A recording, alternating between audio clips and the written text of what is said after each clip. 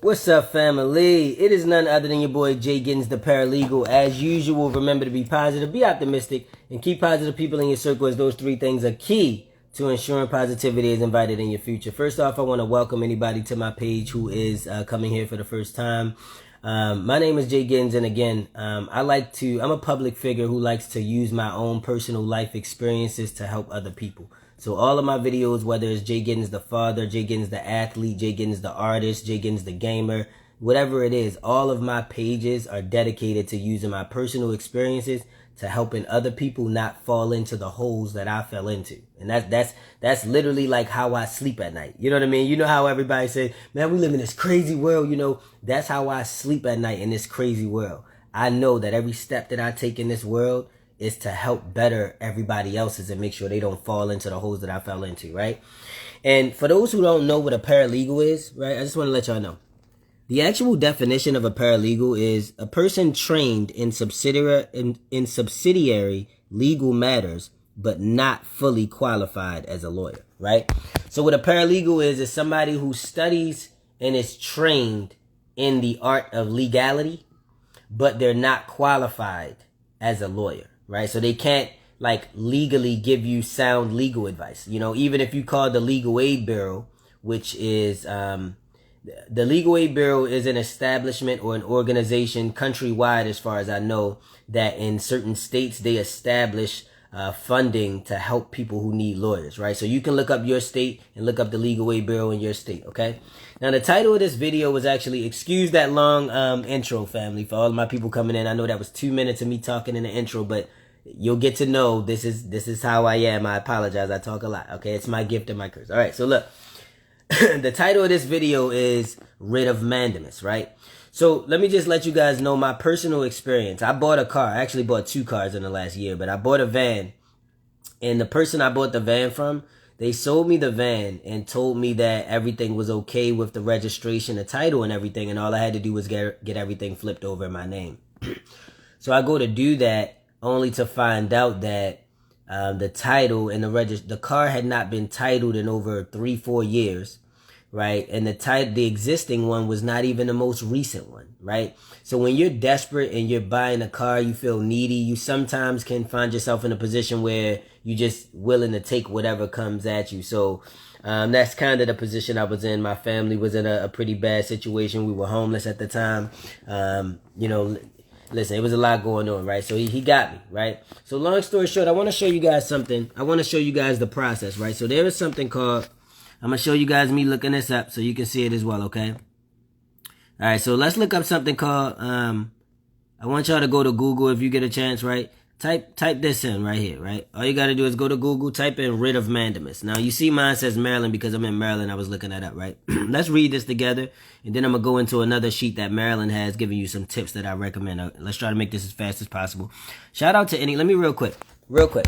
Before we get into this, shout out to any and everybody who was watching this video back and has retained interest this long. Okay, that is a major thing. Like, you know what I'm saying? It's hard for people to focus on things that are important and do what's responsible in their lives, and there's nobody to really hold your hand and make you kind of learn this stuff. You gotta reach a level of maturity in your life where you want to take responsibility and accept accountability for your own life and your own actions. Let's go. All right, so look. A writ of mandamus is a court order that compels a government official or agency to perform a legally required action. The term comes from Latin and literally means we order, right? So essentially what happened was I took my title, right? And let me show y'all the title, right? This is the title. This is all my paperwork because I went to the court and I filed some paperwork. So I want to show you guys that. All right, bear with me. Be patient. Legal issues are not quick. You can't just learn about a writ of mandamus in 2 minutes real quick and know my whole experience. No, but seriously, this is the title that I was given by the guy, right? And this title is no good. When I took it to the NBA, they basically told me, you might as well throw that in the trash. They said there's nothing we can do with that title. You might as well throw that in the trash. So there's no appeals process. So what happens is they can't do anything. They basically tell you, we're not taking that title. You paid all that money for the car. You can't drive it legally. Nothing you can do, right? So there's nothing you can do. Now, there's certain state agencies that have appeals processes within themselves, such as courts, and you know what I'm saying? There's certain, social services, they have appeals processes, but the MVA does not have an appeals process for this. So I'm just setting y'all up for why this is relevant for me, because a lot of times they try to tell you to make this a last resort, because it is. Okay, let's keep going. Here are some examples of when a writ of mandamus might be used, right? Correcting a public record, right? So a writ of mandamus can order a state agency to fix a public record, such as titling a vehicle. There we go, right? So if you find yourself in a situation where somebody has sold you a car, you paid all that money for the car under the impression that everything was okay, and then you find yourself screwed, this is how you get unscrewed, okay? So when they say unscrewed, this is the fix, right? That's the fix they're talking about. The screw that they put in your back when they sold you that car. Hold on. The screw that they wedged in the back. They was on your back like that. Alright, so here's what you do. So let's keep on going, right? So enforcing a judgment. A writ of mandamus can require a lower court to enforce a judgment from an appellate court. So basically, they're telling you that they have jurisdiction over any government official or agency. So this, through the district court of the state of Maryland, a lot of the importance of law, y'all, and I want to get into one more thing in a moment, which has to do with the two different types of writ of mandamus, right? You have a conventional one and you have a special one. But I want to say real quick that we're going to have some side notes where we just discuss things as well, right? One of the things that's important to know when it comes to law is the hierarchy, right? You want to know the difference between state law and federal law. And you want to know the difference between rules and policies and statutes, right? These are all variations of how the law is expressed on different levels, right? But you have ultimately state law and federal law. That's gonna trump any kind of policy. You know what I mean? This is what we have going on with the First Amendment auditors, right? Because federal law says you have the right to record. You have the right to freedom of press, right? But then you have these state laws that are saying, hey, you can't do this. Or you have these state agencies that have rules and policies saying you can't do things that directly violate federal law. So I always like to explain this real quick, y'all. Don't click off. Give me 30 seconds. I always like to explain it like this. Imagine that the country is a house, right? Imagine that the federal government is mommy and daddy, okay? Imagine that the states is the older brother and sister, right? And then imagine that the people are the children, right? If mommy and daddy say, y'all kids are punished, y'all go in y'all room, you can't watch TV, you can't do anything, right? And the kids say, oh, and then right before she leave out, she say, hey, Timmy, I'll let you watch TV because you got a good grade last week, okay? Have a good one. And then she leaves out, right? The older brothers didn't see that. Right? So what happens when the older brother walk by the room and they see Timmy watching TV? They're going to say, Timmy, what the hell are you doing? You're not supposed to be watching TV. Nobody's supposed to be watching TV. Mommy and daddy said no. Timmy going to say, Mommy and daddy said I could watch TV.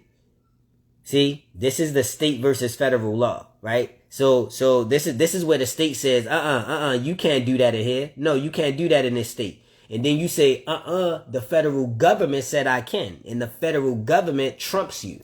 Because you are but a house inside of the room. I mean, you are but a room inside of the house that is belonging to the government. You know what I'm saying? It's like if you let somebody move in your house and rent rooms from you, and then they start making rules about your house. Like, that's not how that works. So you got to understand what trumps what, right?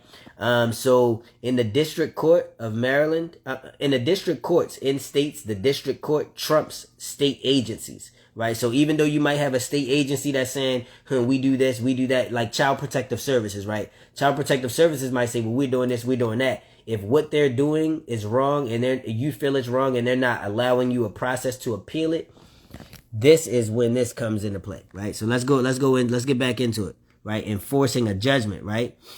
So let's say you got a judgment through the family court saying that CPS had to give you your kids back, but then they refused to give them back to you, right? And they just won't allow you to appeal or anything, right? This would be what you would be a writ of mandamus, right? It would require a lower court to enforce a judgment from an appellate court. Now that's actually a little bit deeper because they said to enforce a judgment. So this would be like if the court was refusing to go after CPS and make them do it, something like that. But you can understand this verbiage. All right, let's keep on going. I don't want to make this too too much. It's just a matter of knowing it, right? So let's look at the two types. You have the conventional, right? This is the one that you're normally going to work with. A conventional petition for a writ of mandamus asks the court to order a public official or government entity to do something they are required to do as part of their job, right? So what this means is that, let's say this is what I need, right? So I went to the MVA and I told them, I said, hey family, hey MVA family, my name's Gerald. I have this title, okay? I bought this title from a guy, right? Here's the proof of all the, here's the proof of all the messages between me and the guy, right? Here's the proof of all the messages between us where he sold it to me, right? Here is the money trail, right? Hold on. Here is the money trail. Here's the insurance for the vehicle, right? Here's the money trail, the cash apps, right? Where I paid him, right? And I said, hey, listen, this car needs to be titled in my name, right? And you know what they did? The government official or the public official in the MVA refused to do something that they are required to do. Because they are required to make sure that the state of Maryland is aware of who owns a vehicle and who is operating the vehicle.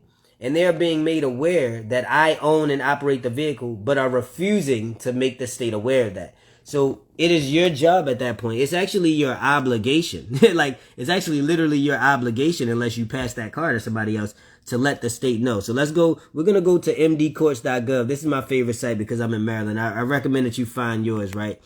Now, when you go to their website, you can go through some navigation and you'll get here. I went through it already and just found the link, all right? This is called a tip sheet mandamus. I'll send this to anybody who wants me to, or if you just comment and you want to know about this for your state, just comment and I will do it for you, okay? I have no problem with this. This is what I'm here for. If you were sold a car and the title information was sold to you bad or wrong, or you bought a car under the impression that it should have been able to be put into your name and it ended up not being, let me know in the comments. I will send you whatever you need. I will look up what I need to file this, because this is the way to resolve that. There is no other way, because the MVA for your state is not going to let you. Let's read this in. All right. Petition for a writ of mandamus, okay? File a petition for a writ of mandamus when you want the circuit court to order a state or local government agency to take an action, right? This is very important information to know. There are two types of mandamus court actions: conventional mandamus and administrative mandamus, right? The person seeking the writ of mandamus must have exhausted any legal options for review of the government agency action before filing a petition for a writ of mandamus, right? So what they mean by that real quick is, like, let's say you went into the MVA and you went to get your license unsuspended, and you had did everything that they told you. You took the classes for your breathalyzer and everything. You brought it to them. You said, hey, unsuspend my license. And they say, no, we're not unsuspending it because you've been suspended 3 times. And once you've been suspended 3 times, we make you wait 60 days before we'll reactivate it, right? If you say that's unacceptable, I want to speak to somebody and they say there's nobody you can speak to, that's it. Then that would be a conventional, right? But if they say, oh, you have to speak to a manager, you have to reach out to corporate, you have to such and such and such, then that means that they have an appeal option for you. Okay, so that's when you fall into administrative petition, right? So I just wanted to give you that perspective before we go into this. So types of mandamus actions, right? A conventional petition for a writ of mandamus asks the court to order a public official or government entity to do something they are required to do as part of their job. The task cannot be discretionary, right? Meaning this is the one where they have to do it. And by law, like that example I gave y'all with the title, by law, you have to report to the state who's driving a vehicle. You can't not do that. So that's not discretionary, right? But if it was something that was discretionary, like allowing you to do something faster than you want. So in that example I just gave, if they're going to unsuspend your license, but they tell you you have to wait 30 days because you had it suspended 3 times, and they're telling you they have an appeal process, let's just read it. An administrative petition for a writ of mandamus asks the court to review an administrative agency's decision when there is no other process for review of that decision. Most administrative agency decisions provide for some type of appeal. Do not file filed to request a mandamus if there is another way to appeal the agency decision. You see what I'm saying?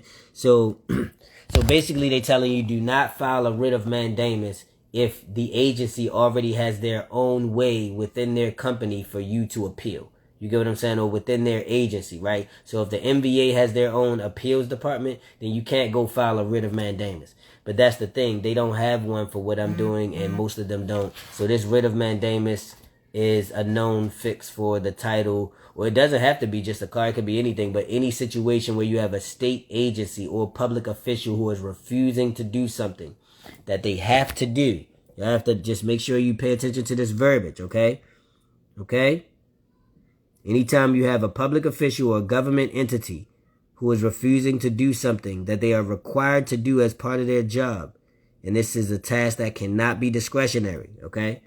So, this can be for a judge who doesn't want to, punish somebody, who doesn't want to convict somebody for a crime that is required to have a conviction or required to have jail time, but they don't want to send them.